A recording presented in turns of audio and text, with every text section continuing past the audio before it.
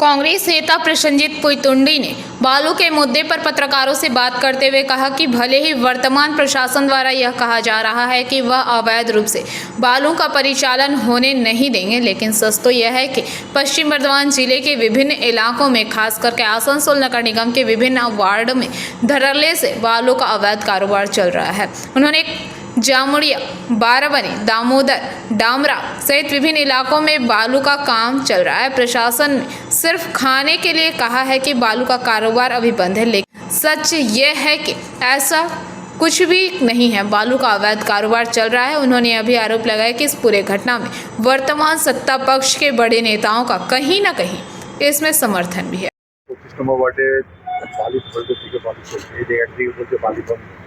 বালিগুলো আসছে 25 নম্বর ওয়ার্ড কেন খালি মেনশন করছেন? 21 নম্বরেও তো কালকে দেখলাম আপনাদের এক সাংবাদিক বন্ধু খবর করেছেন এবং সেই বালি আসছে 5টা কি 10টা 9 নম্বর কি সব দেখছিলাম। আর 25 নম্বর কেন? আপনি জামুড়িয়া যান, আপনি বারাবনি যান, আপনি এদিকে দামোদরের দিকে যান, এদিকে কি নাম আমাদের ডামরা দিকে যান, সব দিকেই তো চলছে, নামেই বন্ধ আছে। দাম নেবার সময় 10,000 টাকা ট্রাক্টর, 8,000 টাকা ট্রাক্টর নিয়ে নেওয়া হচ্ছে। তো কারা আসছে, কোথা থেকে আনছে, সবাই সব কিছু দেখতে পাচ্ছে। আর যারা বন্ধ করার নামে বলছে যে চলতে দেওয়া হবে না, 2 নম্বরই করতে দেওয়া হবে না, যারা রেট বেঁধে দেওয়ার কথা বলছে, যারা ডিএম সাহেবের সঙ্গে মিটিং করছেন বসে বসে প্রশাসনের আধিকারিকরা, তো তারাই তো সব জানেন। এবং কোনো কোনো এলাকায় এটাও দেখা যাচ্ছে যে রাত্রেবেলায় সেই সমস্ত সরকারি দলের নেতাদের মদতপুষ্ট গাড়ি না হলে সেই গাড়ি নাম খালি করে দেওয়া হচ্ছে, তারপরে তারা নিজেরা সেই গাড়ি লোড করে নিজেরা প্রোটেকশন দিয়ে গাড়িকে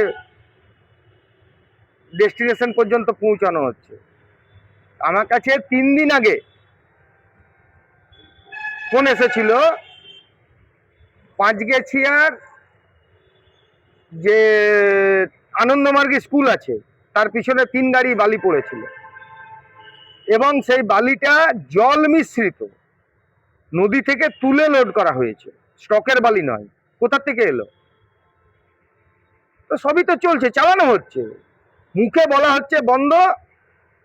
যারা বর্তমানে শাসন ব্যবস্থায় এসেছে, আমি আজ থেকে তো 1 মাস আগে ডিএম সাহেবের কাছে গিয়ে বলেছিলাম যে চোর তাড়িয়ে বাংলার মানুষ ডাকাত এনেছে, ডাকাতরা ডাকাতি করছে। এটা নিয়ে কোনো আন্দোলন করবেন আপনারা? অলরেডি তো আমরা ডিএম সাহেবের কাছে আগের মাসে আমরা ডেপুটেশন দিয়েছি। কোন কোন থানা এলাকায় বিশেষ করে চলছে সেটা আমরা দেখি, আমরা তো দেখতে পাচ্ছি বিভিন্ন এলাকায়।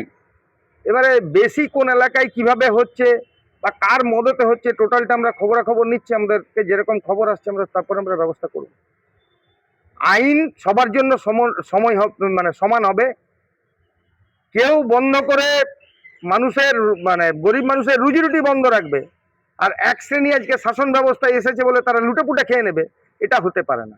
হলে দাম নির্দিষ্ট করা হোক, সাধারণ মানুষ কনস্ট্রাকশনের কাজ করুক, সেখানে লেবাররা কাজ পাক, ইট মানে ব্রিক্স ফিল্ড চলুক, স্টোন ক্যাসার চলুক, হাজার হাজার মানুষ এই পেশার সাথে যুক্ত আছে, তাদের সবারই রুজি রুটি জোগাড় হোক।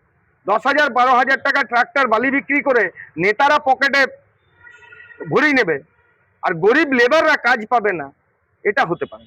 आसनसोल से बीजू मंडल की रिपोर्ट, पीवीटीवी न्यूज़।